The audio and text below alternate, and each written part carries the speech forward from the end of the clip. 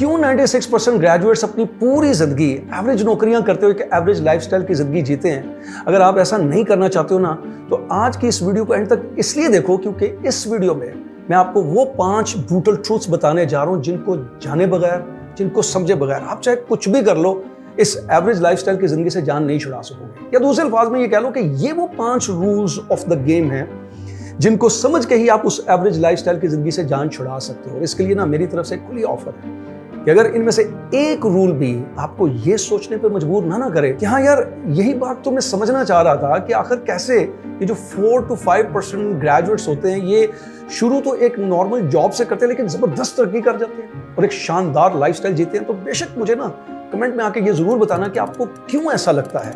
इनमें से कोई भी रूल आपको उस एवरेज लाइफस्टाइल से बाहर नहीं निकाल सकता, लेकिन अगर एक भी रूल आपको ऐसा लगे कि वो आपके लिए एक गेम चेंजर है, तो कमेंट में ये जरूर लिखना कि डायरेक्शन मिल गई, और फिर आंखें बंद करके उस पर अमल शुरू कर देना, वक्त जाया ना करना। क्योंकि देखो, ये जो एजुकेशन सिस्टम है ना, इसने आपको डिग्री तो दी है, रोड मैप नहीं दिया और छोड़ा जंगल में है, जहां पर आपको रूल्स भी खुद समझने हैं और रास्ता भी खुद बनाना है। दैट इज द रीजन ये जो 45% ग्रेजुएट्स होते हैं ना, इनको जिसमें डिग्री ली है उस पर तो जॉब मिलती नहीं है, और कुल मिला के 96% ग्रेजुएट्स हैं जिनको सारी जिंदगी ना तो कोई ये बताता है और ना ही वो खुद जानने की कोशिश करते हैं कि आखिर रूल्स ऑफ द गेम क्या हैं जिससे वो एक एवरेज लाइफस्टाइल से निकल सकते हैं, और कोसते रहते हैं सारी जिंदगी, कभी अपनी डिग्रियों को, कभी नौकरी को और कभी किस्मत को। और ये बात मैं हवा में नहीं कर रहा, पता आपको भी है। अपने इर्द गिर्द आप बहुत सारे ऐसे पढ़े लिखे वेल एजुकेटेड लोगों को देखते हो जो सारी जिंदगी सिर्फ एवरेज नौकरियां करते रह जाते हैं।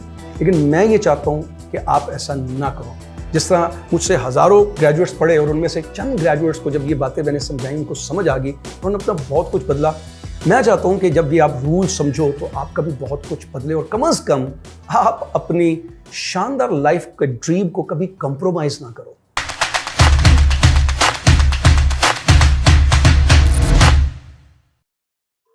तो चलो, इन ब्रूटल ट्रूथ्स को समझने के लिए या इन रूल्स ऑफ द गेम को समझने के लिए मैं आपको लेकर चलता हूं 24 साल पहले अपनी उस जिंदगी में, जब मैंने किया था मास्टर्स इन इंग्लिश लिटरेचर, और लकीली मुझे एक प्राइवेट कॉलेज में लेक्चरशिप की जॉब मिल गई थी, जो इनफैक्ट मेरा ड्रीम था। अब आप सोचो कि हम एवरेज लोगों की या जो मिडिल क्लास लोग होते हैं, इनकी क्या ड्रीम्स होते हैं कि बस अच्छी जॉब मिल जाए, अच्छी पोजीशन मिल जाए। तो खैर, मुझे वो जॉब मिली और मैं बड़ा कॉन्फिडेंट हुआ, एक्साइटेड था, और उस एक्साइटमेंट में मैं चला गया मिलने अपने गवर्नमेंट कॉलेज के रिटायर्ड प्रिंसिपल थे, जो इंग्लिश के प्रोफेसर थे, उनसे मिलने चला गया। हालांकि गर्मियों के दिन थे, लेकिन एक्साइटमेंट में मैंने दोपहर के वक्त ही ना मिठाई का डब्बा लिया और उनके घर पहुंच गया। और मैं ये सोच रहा था कि जब सर मुझे मिलेंगे ना, मुझे देख के बहुत खुश होंगे, बड़ा प्राउड फील करेंगे जब मैं उनको बताऊंगा कि सर मुझे लेक्चरशिप की जॉब भी मिल गई है। लेकिन एक तो 10 मिनट में उस गर्मी में खड़ा रहा, लेकिन खैर एक्साइटमेंट में मुझे वो गर्मी इतनी महसूस नहीं हुई। लेकिन जब वो बाहर आए ना, तो बिल्कुल मेरी एक्सपेक्टेशंस के ऑपोजिट, बहुत ही ठंडे अंदाज में जब मैंने उनको ये बताया ना कि सर मुझे लेक्चरशिप की जॉब मिल गई है, तो कहते हैं अच्छा चलो, बहुत अच्छी बात है, अब एक काम करो। मैंने एक्साइटमेंट में पूछा जी सर। कहते हैं एक काम करो, पढ़ना शुरू कर दो। कैन यू इमेजिन उस वक्त मैंने क्या फील किया होगा कि पढ़ना शुरू कर दो। यानी मैं तो ये सोच रहा था कि डिग्री मिल गई, जॉब भी मेरी मर्जी की मिल गई, अब तो बड़ी जिंदगी शांत होने जा रही है, और सर मुझे कह रहे हैं कि भैया पढ़ना शुरू कर दो। उस वक्त लिटरली मुझे इस बात की समझ नहीं आई, मैं इग्नोर करके चला गया। लेकिन जब मैंने कॉलेज ज्वाइन किया तो 10 दिन के अंदर मुझे ये बात समझ आ गई कि उन्होंने ये बात क्यों की है, ये पढ़ने का मतलब क्या है। क्योंकि देखो, एजुकेशन सिस्टम ने ना हमारा एक ऐसा माइंडसेट बना दिया है कि बस बेटा पढ़ो, मेहनत करो, डिग्री लो, जॉब मिलेगी, जिंदगी आसान हो जाएगी। नहीं आसान होगी, अजाब हो जाएगी वक्त के साथ साथ, अगर रूल्स ऑफ द गेम नहीं समझते हो। आप डिग्री लेकर आए हो, रोड मैप लेके नहीं आए, जंगल में छोड़ा है, बिल्कुल अकेले, कोई आपका साथ देने वाला नहीं है। वहीं पर रूल्स समझने हैं, तभी उस जगह से निकल सकोगे, वरना सारी जिंदगी गुजर जाएगी लेकिन उसी जंगल में फंसे रहोगे। और फिर मुझे ये बात समझ आई कि ये जो हम सब लोगों का फिर इसकी वजह से ज़हन तैयार हो जाता है ना कि I am fully prepared and I deserve this job and I would take off, ऐसा कुछ नहीं होने वाला। बहुत कुछ समझना है, बहुत कुछ सीखना है। ये दुनिया ही अलग है। ये ऑर्गेनाइजेशंस में जब आप जाते हो, वहाँ जज्बात नहीं चलते, वहाँ स्ट्रेटजीज चलती हैं। वहाँ आपकी डिग्री काम आने वाली नहीं है, वहाँ पे कुछ खास किस्म के स्किल्स हैं जो आपको चाहिए। और जिस जॉब को आप ड्रीम जॉब समझ के एक्सेप्ट करते हो ना, that is not your future, that is not your destination. उससे आगे निकलना है, जिसके लिए बहुत जरूरी है कि ये आपको 5 ब्रूटल ट्रूथ्स पता हो, या दूसरे अल्फाज में आप कह लो ये रूल्स ऑफ द गेम है। अगर इनको रूल्स ऑफ द गेम समझ के अप्लाई करोगे ना, तो फिर उस एवरेज लाइफस्टाइल की ज़िंदगी से निकल सकते हो। इसलिए इनको बड़े गौर से सुनना और फिर मुझे ज़रूर बताना कि क्या ये आपके लिए वाकई गेम चेंजर हैं, आपको लग रहा है कि ये आपके लिए गेम चेंजर हो सकते हैं या नहीं। तो जो सबसे पहला रूल ऑफ द गेम है ना इस एवरेज लाइफस्टाइल से बचने के लिए, टू बी वेरी ऑनेस्ट, जब मैं ये आपको बताऊंगा ना तो बहुत सारे पेरेंट्स शायद नाराज हों, शॉक्ड हो जाए, but it is a bitter truth. इसलिए आपको भी सुनना और उनको भी समझना ये बहुत ज़रूरी है। और वो ये है कि ग्रेजुएशन के बाद जो पहले 2 से 3 साल है ना, ये उनके नहीं होने चाहिए। They are yours to completely build yourself up. This is very important, क्योंकि देखो जब एजुकेशन सिस्टम से निकले, ये मैंने पहले ही कह दिया कि उसने छोड़ा जंगल में, आपको कोई रोड मैप नहीं दिया, रूल्स भी आपने खुद समझने, रास्ता भी खुद बनाना है। अनफॉर्चुनेटली हमारे कल्चर में ये होता है कि जो बहुत सारे पेरेंट्स हैं ना, वो बच्चे से बड़ी जल्दी एक्सपेक्टेशंस लगा लेते हैं कि अब चूंकि इसको डिग्री मिल गई है, बड़ी अच्छी जॉब जल्दी से मिलनी चाहिए, सेटल हो जाए, हमें भी संभाले और खुद को भी संभाले। और होता ये है कि वो बच्चा अपने आप को ही नहीं अभी संभाल पाता और फिर पेरेंट्स उसकी शादी के बारे में सोचना शुरू कर देते हैं। And then what happens is कि वो एक ऐसी जिंदगी में फंसता है कि जिसमें उसकी मजबूरी बन जाती है कि वो नौकरी करता रहे और फिर वो एवरेज नौकरियों में फंसा रहता है। इसलिए इस लॉन्ग टर्म नुकसान से बचने के लिए शॉर्ट टर्म तकलीफ बर्दाश्त करना बहुत ज़रूरी है, जिसमें आपने भी समझना है और उनको भी समझाना है कि आप थोड़ी देर के लिए ज्यूम कर लें कि अभी मेरी डिग्री कंप्लीट नहीं हुई, या फिर मैं प्रॉपर अभी ट्रेनिंग लेने जा रहा हूं क्योंकि प्रैक्टिकली तो मुझे ट्रेनिंग नहीं दी गई। आप उनसे ये कह सकते हो कि मैं आपसे वादा करता हूं कि इन 2-3 सालों में मैं खुद को बिल्ड करूंगा और इसमें मैं आपसे कुछ पैसे नहीं लूंगा, मैं अपना बोझ खुद उठा लूंगा। इससे सबसे बड़ा फायदा पता क्या होगा?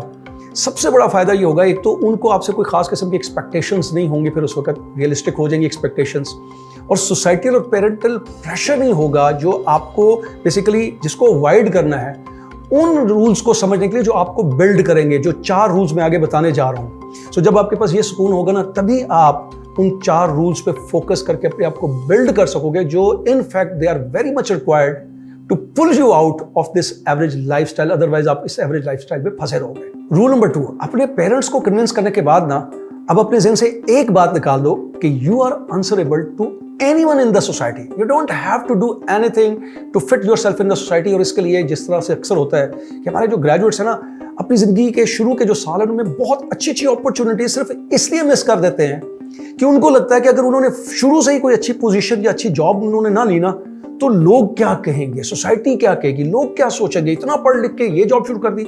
जबकि वो एक अपॉर्चुनिटी होती है उस जॉब में जाने के लिए जहां पर जाकर असल में आप वो रूल सीखना शुरू करते हो जो आपको बिल्ड करते हैं। सो अपने ज़हन से ये निकाल दो कि आपने सोसाइटी में किसी को सेटिस्फाई करना है। You have a time for yourself. आपने पेरेंट्स से टाइम अपने लिए मांगा है, सोसाइटी को खुश करने के लिए, उनका अप्रूवल लेने के लिए, उनकी एक्सपेक्टेशंस को पूरा करने के लिए नहीं मांगा, आपने अपने लिए मांगा है। And for that matter what you need to do is, अपने ज़हन से ये निकालते हुए कि मैं किसी को आंसरेबल हूँ या मुझे किसी का अप्रूवल चाहिए, किसी की अप्रिसिएशन चाहिए, इसको ज़हन से निकालते हुए whatever the relevant opportunity you get, just get into it। उसके अंदर जाने की कोशिश करो, क्योंकि उसमें जाओगे ना तभी रूल नंबर 3 को फॉलो कर पाओगे। रूल नंबर 3 ये है कि जिस भी ऑर्गेनाइजेशन में गए हो, जहां भी अपॉर्चुनिटी मिली है, बस अपने जेहन में ये बैठा लो कि चाहे वो 100% आपकी मर्जी की है या थोड़ी बहुत रेलिवेंट है, वो आपका फ्यूचर नहीं है, वो आपकी डेस्टिनेशन है। वहां पर आप सिर्फ इसलिए गए हो कि वो जो पेरेंट्स से वादा किया था ना कि 2-3 साल में मैं खुद को बिल्डअप करूंगा ताकि मैं टेक ऑफ कर सकूं और कम से कम उस एवरेज लाइफ से बच सकूं,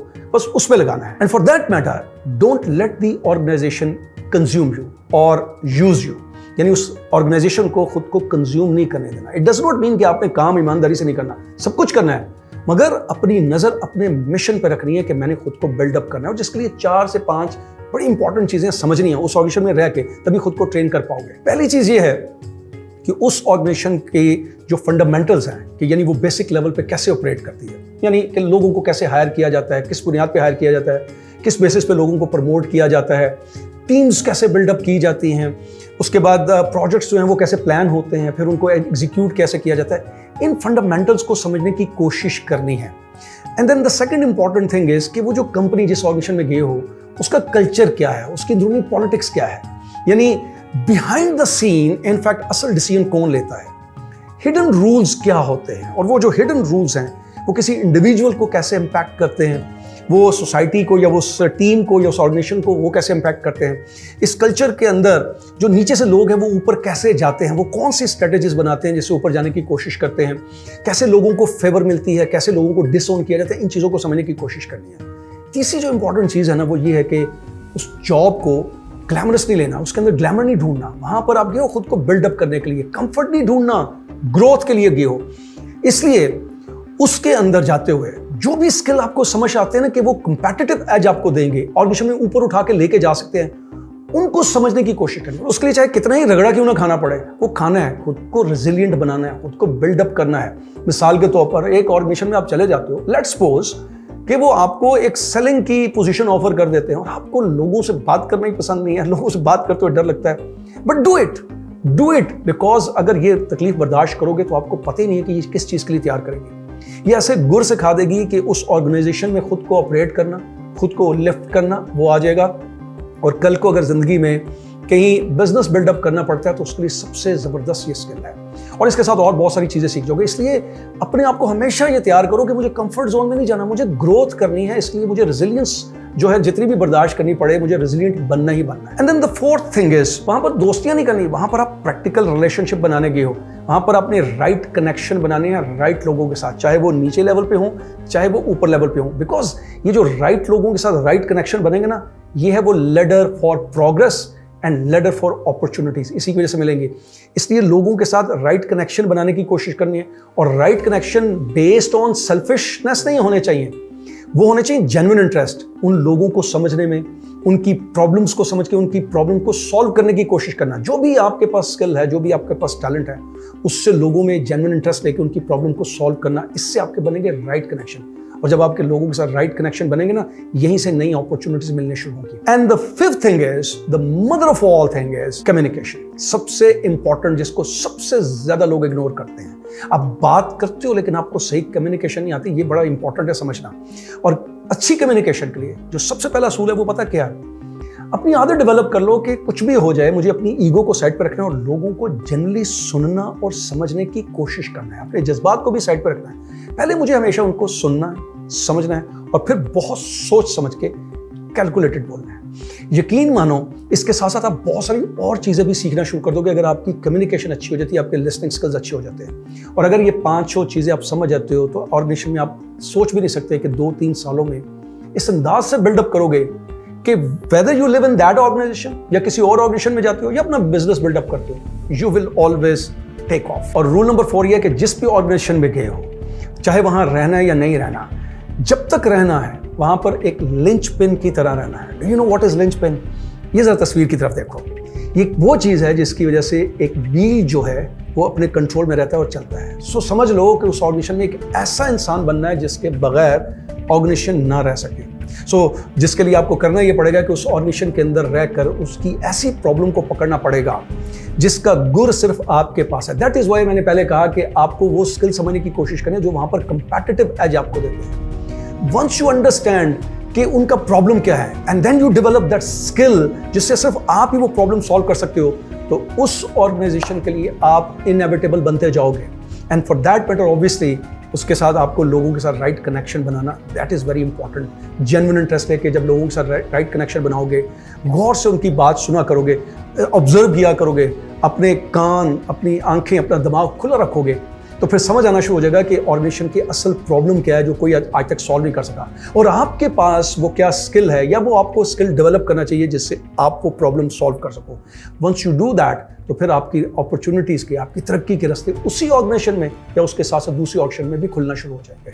और 5वां रूल ऑफ द गेम ये है जो कि इन फैक्ट एक बिटर ट्रूथ की तरह आपने उसको लेना है, और वो ये कि चाहे कितनी अच्छी ऑर्गेनाइजेशन में चले गए, वहां पर आप एक लिंच पिन की तरह काम करो, इवन देन एक सीक्रेट प्रोजेक्ट के ऊपर साइड बाय साइड काम करते रहो। दिस मीन्स कि कोई ऐसा काम, कोई ऐसा स्किल, कोई ऐसी चीज साथ साथ सीखते जाओ, बिल्डअप करते जाओ कि याद रखो कि कभी भी ऑर्गेनाइजेशन अगर आपसे अलहदा हो जाए या वो इंडस्ट्री ही चली जाए, जैसे कि कोविड-19 आया तो आपको पता है बहुत सारी जॉब्स भी चलेगी, इवन बहुत सारी इंडस्ट्रीज जो थी दे आर वाइप्ड आउट, वो बिल्कुल नहीं रही, तो वो चली जाए। इकोनॉमी ड्रास्टिकली जैसे बदलती जाती है वो बदल जाए, या कभी इवन अपना बिजनेस खुद खड़ा करने का इरादा बन जाए। इन ऑल दीज केसेस जब आपके पास कोई नहीं होगा या शायद आपको कोई सपोर्ट भी ना कर सके, वहां पर वो चीज आपको सपोर्ट करे। जैसे कि आजकल फॉर एग्जांपल टेक्नोलॉजी का दौर है, जिन लोगों ने अपने आप को टेक्नोलॉजी के मुताबिक तैयार कर लिया था अपनी जॉब्स के दौरान, दे सर्वाइव्ड इन द कोविड, और जिन्होंने नहीं तैयार किया था दे फेस्ड लॉट ऑफ चैलेंजेस। इसलिए बड़ा इंपॉर्टेंट है